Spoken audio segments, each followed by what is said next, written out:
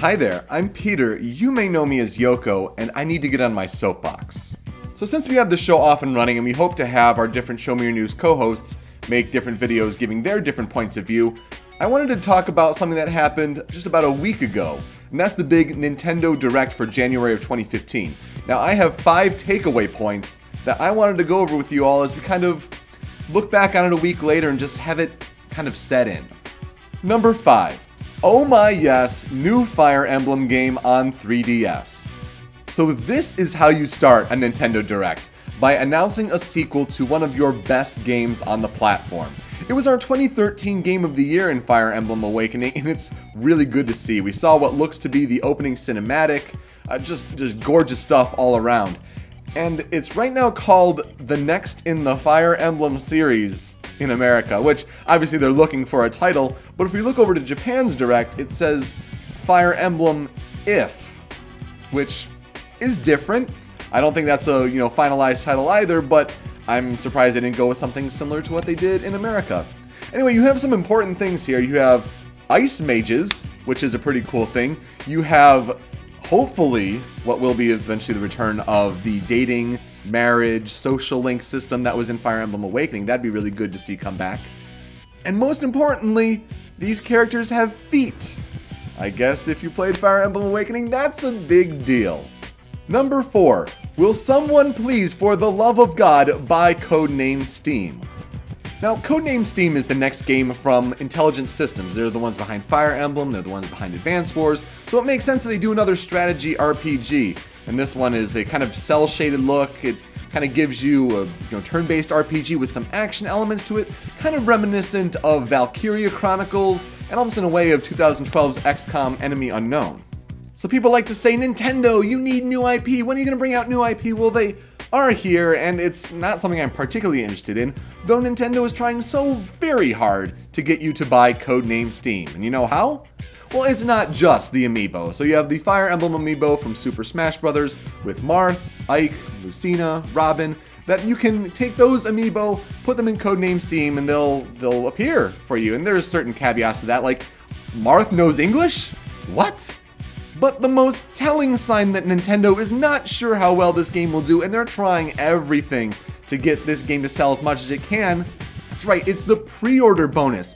What does a Majora's Mask pin have anything to do with Codename Steam, right? It seems like a very questionable decision, until you think about all the limited edition Majora's Mask things that have been popping up and selling out like hotcakes. I mean, that Skull Kid figure that just came up out of nowhere and it's just gone in an instant. I mean, Nintendo must be seeing the demand for Majora's Mask things, say, hey, let's apply this really for no reason to Codename Steam, other than, yeah, we want that game to sell, and maybe that will get people to put down their pre-orders.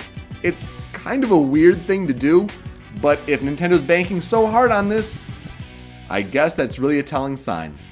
Number 3, where's my Mewtwo? During the Super Smash Bros. 50 Fact Extravaganza, the Mewtwo DLC that was announced near the very end was announced for spring 2015.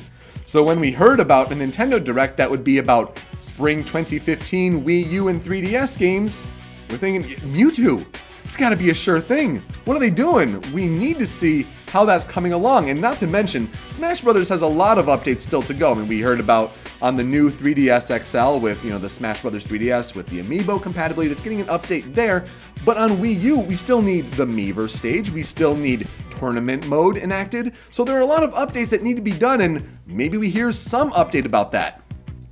Nope, nothing. Kind of surprising, makes you wonder how far that's really in development, and that was just a really surprising absence in overall what was really a solid Nintendo Direct. Number 2, Amiibo is becoming a collector's nightmare. New wave after new wave of Amiibo coming out for Super Smash Bros. I mean, we have Wave 3 in February, and this kind of Wave 4 split between March and April. And even then, it's still not all the characters, so these Smash Bros. Amiibo keep coming, and they keep coming, and what's that? Super Mario Amiibo for Mario Party 10. Look, I get it, it's different lines, both Marios will work just the same for if you wanted to use the Mario from Super Mario on Super Smash Bros. It'll be able to work just fine because it's the same character. But then people seem to not remember, or just were not aware of entirely, the caveat that only one game data is saved on an Amiibo. That's right, so if you want to take your Mario from Super Smash Bros. And bring it over to Mario Party, you'd have to delete the Smash Bros. Data before putting the Mario Party data on it, which is really strange. I mean, you think things like Disney Infinity and Skylanders, they hold multiple games worth of storage, but I guess this was a thing at the beginning, and it really doesn't make sense. But it's a collector's nightmare in the fact that you just have more and more things to buy. We are seeing issues all over stores with stock just becoming an issue, and now it's just like, here's even more. Enjoy, spend all your money. And it's really going to be an issue if you want to collect all of them, which I know some people do, but I'm just happy picking and choosing, certain ones here and there, and that's fine by me. But if you're trying to get all of them, good luck. And number 1, how did the new Nintendo 3DS XL announcement not go off flawlessly? So obviously we knew what this Nintendo Direct was going to be about well before it was announced. I mean, we knew what the next one was going to be about, new Nintendo 3DS. We were starting to see the Ambassador Editions being tipped off in Europe. I mean, they were already out in Australia for whatever reason, in Japan too. But what about America? What would be different? We saw the GameStop poster that kind of tipped off a February 13th release date, so we're thinking, hey, this is it. Make your big pitch, sell us on the new Nintendo 3DS. Except I don't know how you go about and flub 3 things. Number 1, XL only in the United States? That's really strange. I mean, I was going to get XL myself anyway, but I know that people were really interested in the possibility of having a more compact new Nintendo 3DS. The one with faceplates. Maybe they didn't think America really had that kind of market to sell the faceplates in the store like they would in Japan, but they're selling it in Europe too? That really doesn't make sense. Nintendo said that they have, made their analysis of the market and they think XL is going to be best for the American market. I'm personally not too broken up about it, but at least give the people some choices, Number 2, no AC adapter? I mean, really? I guess it's like a $10 expense. Maybe it's $10 if you go to Nintendo's actual website, but not to do this at all, just to save on price. I guess, yeah, they figure that if you have a Nintendo DSi, a Nintendo 3DS, a Nintendo 3DS XL, you have all these, it's the same adapter, sure. But what about come around holiday season and you get people picking up a new Nintendo 3DS XL as their first system? Can you imagine the parents or grandparents and the outrage in the stores? You're gonna need some good retail store employees to tell them that, hey, make sure you get an AC adapter because it does not come with it. That's a really weird decision, Nintendo. And again, like, I have an adapter, but I think I'm probably gonna buy another one just to have it. It doesn't hurt to have another. And you never know, you can always misplace those things. $10, sure, it's an extra expense, whatever, but why not just include it in the box? And number 3, Nintendo just doesn't seem to know how to handle limited editions of things. As we mentioned earlier with the Skull Kid figurine, but the limited editions of the Majora's Mask and Monster Hunter 4 new Nintendo 3DS XL, that's ridiculous. For Majora's Mask, for it to be gone in 15 minutes on GameStop's website, for there to be a very limited amount of time on Best Buy's website for pre-order, for Amazon not to even have a working relationship with Nintendo, it's just absurd. And for Monster Hunter, I guess it was GameStop exclusive, you had to go and put down $200 flat for an order that they guess they might send to you later? That is absurd. Nintendo, what are you thinking? Now, apparently a representative has said that there's going to be an extra order for pre-orders that will be kind of phased out before the system's actually launched, but can we really trust them on that?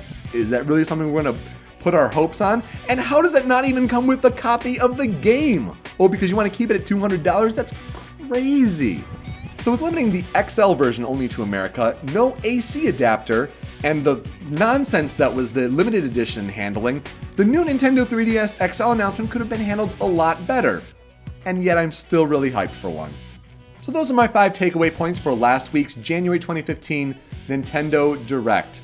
Thank you for tuning in and also for listening to our last episode. We're kind of looking to turn these around in a more timely, frequent manner with topics that we want to talk about, in addition to doing our audio podcast format every couple weeks. I mean, we've done those for about 7.5 years now, and it's a fun thing to do, but this is kind of a new way to engage you all and kind of share our opinions in a more timely manner. So we've got Rachel working on one. We hope they have Miles getting one soon, and have other Show Me Your News co-hosts kind of give their opinions on the gaming news at hand.